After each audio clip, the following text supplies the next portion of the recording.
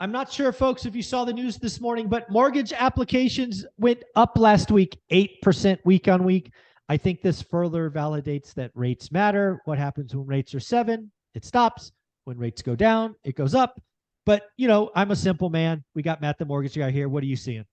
Right. Yeah. Some of that people attributed to, post-holiday, people came back to the market. I'm in the same camp as you are that, it slows down dramatically when we approach that 7 handle. Even coming down to 6.75 has an effect.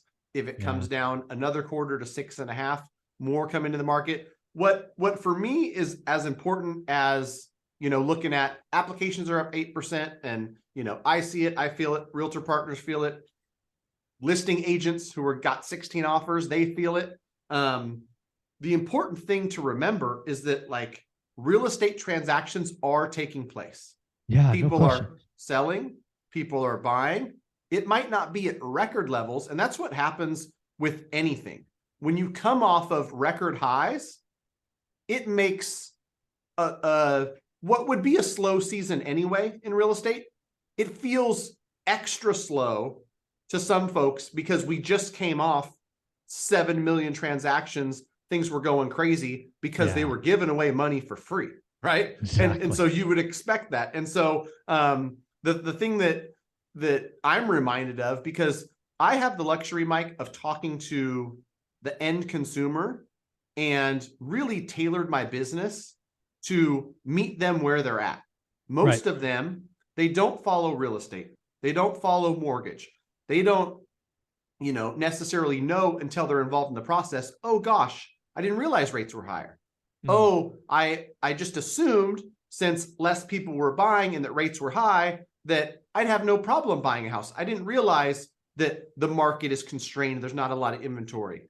I'm going up against 16 offers for this entry-level house. And so that's something that I think is important as the stats is just, saying, the state of the housing market, it's, still leaning sales or I'm sorry, a seller's market in most markets, especially at the entry level. And so it'll be interesting to see what happens throughout the second half of this year, because you think it, I think it, many others think it, not a dramatic downturn in rates, but rates are headed down, and rates down equals applications up, more demand in the market. So we're ready for it. And do you have a, can you pull up a chart? We did not prepare this, like we never do. Can you pull up a chart of the average mortgage rate the last 52 weeks or 12 months, or can you pull that up relatively quickly? Yeah, let me see. I can. And the reason I'm asking you to do that is I think there's going to be a thing that happens in the next 8 weeks that's going to shock people. We are going to have negative year-on-year interest rates probably sometime in the next 8 weeks. It might be sometime in the next 6 weeks. Because I think last year this time we had a run at 7%. So again, why is that important? Last year when we had 7%, everybody freaked out because they were used to 4. We are now seeing already that people are getting used to the 6s. If we have this crossover, rates will be lower this year than last year. I don't think people realize that. So when was the first time we got close to 7? Do you have that by now? Did I buy you enough time? Yeah, you bought me enough time. I was trying to share the screen, which I don't have the ability to yet. Now you do. Okay, cool. So I'll show it so everybody can see what I'm looking at, because it looks like it was. Do I want to show screen? There we go. I think so. Yeah, then you'll pick the window. That window right there. Let's go. Boom, boom, boom. Drum roll, please. This is last September. Can you see it? Okay. Yeah, I can. There you go. Okay, so it's September 27th. 7%. All right. So where? Yeah. Okay. So that's the. So okay. So 6, 7. When is that? Okay. So we're still in September. Okay. Yeah. So maybe it's back 8 weeks. Here, so June, July. We above 6 back last June. Yeah. What were we in June? I'm gonna just go back to go to March. There you go. Oh, look at you. So there we go. This is, oh, there we go. Yeah. Okay. All right. So June that's 14th. June 14th. This is exactly a year ago. Year to the date, 6.28. So as of this morning, we're like 6.8-ish. Is that right? Yeah, 6. Come on. There's different averages. 6.95. Okay, so we're 6.95. So we're up, I don't know, what is that, 70 basis points? We're within a full percent. Right. So then you fast forward and it's at September. So I guess it's 10 weeks away. Right. Because if I were to bet in September of this year, we will be lower than this number. Right. Exactly my point. So yeah, what we're going to start having is year over year negative mortgage rates, which I think will shock people. Agreed. Yeah. And you know, the thing about rates now is that people have had a year to digest what it feels like. And when did they peak? What was that blue line peak? What month was that?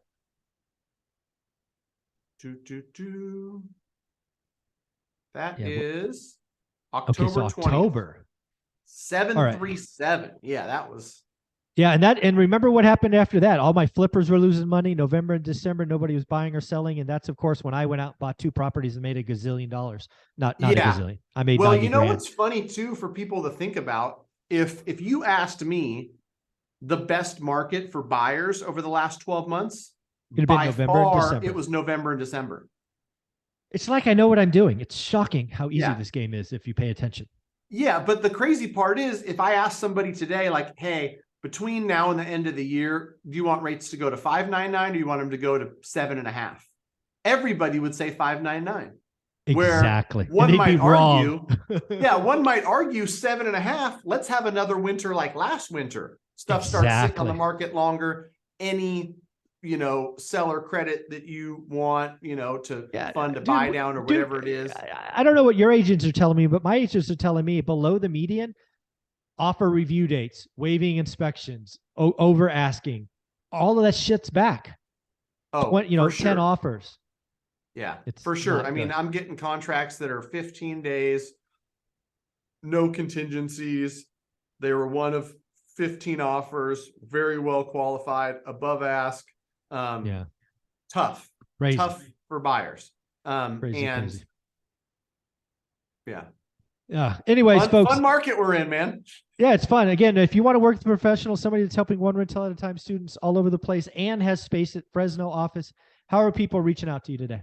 Yeah, go to greatmortgagebroker.com. Like Mike said, we've got boots on the ground. Amy Souza from our team is local to Fresno, lived in Fresno all her life, so she's there. We'll connect you with her. Just go to greatmortgagebroker.com. No matter where you're at in the country, we'll connect you with a local expert. And in a market like this, especially if you're buying, an investment property that more than likely is going to be, at or below the median, or an entry-level home as an owner occupant, you need both an agent and a lender who know what the heck they're doing as a team, because, it's not just the advice that's given to you, but it's also the actions that are taken to help you get an offer accepted. I've seen so many buyers miss out and they don't know what they don't know.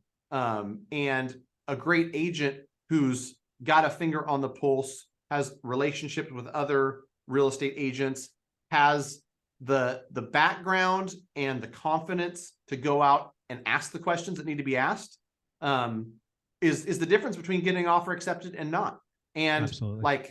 It's crazy, Mike, right now what's happening, where there's plenty of demand. People want to buy, and the demand seems to be stacking up. When I look at my own book of business, unfortunately, what I see is a third to the half of those buyers that would have bought and would have been better off last year, last fall, when purchasing, but they didn't have the right professionals in place, right? And so it's tough for me to watch that, as a bystander. Know that if you go to greatmortgagebroker.com, you connect me and my team. What we try to do with every single deal, and I have this conversation every single day, is I put everything else out of my head, or a member of my team does it. And I just go, based on everything you've told me, I'm going to put your shoes on. And here's what I would do. Here's, the comfortable payment. Here's how I would structure it. Here's what I'd ask for from the sell side to structure it this way, or whatever the case may be. It's different for everybody. And you really, like, you know, somebody who gets a mortgage license by passing a test doesn't have the reps, right? Yeah. I've shot a lot of shots. So if you pass me the ball, I'm probably going to make it. There you go. I love the fact I hear from my One Sell at a Time fans all the time. You go the extra mile. You're calling the agent. You're calling the selling agent. You're telling about a full file. Folks, this is what it takes to get stuff done today. You got to have a mortgage professional that's willing to go the extra mile. One more time, how do they find you and get a hold of you? Go to greatmortgagebroker.com, fill out that form. I love you. I love that you said this is what it takes, because I just got off a call with, you know, Matt Ishbia and the UWM team. It takes what it takes. There you go. That's one of Matt's favorite sayings. It takes what it takes. There you go. Thanks, brother. Take care of yourself. We'll talk next week. All right. Thanks, Mike.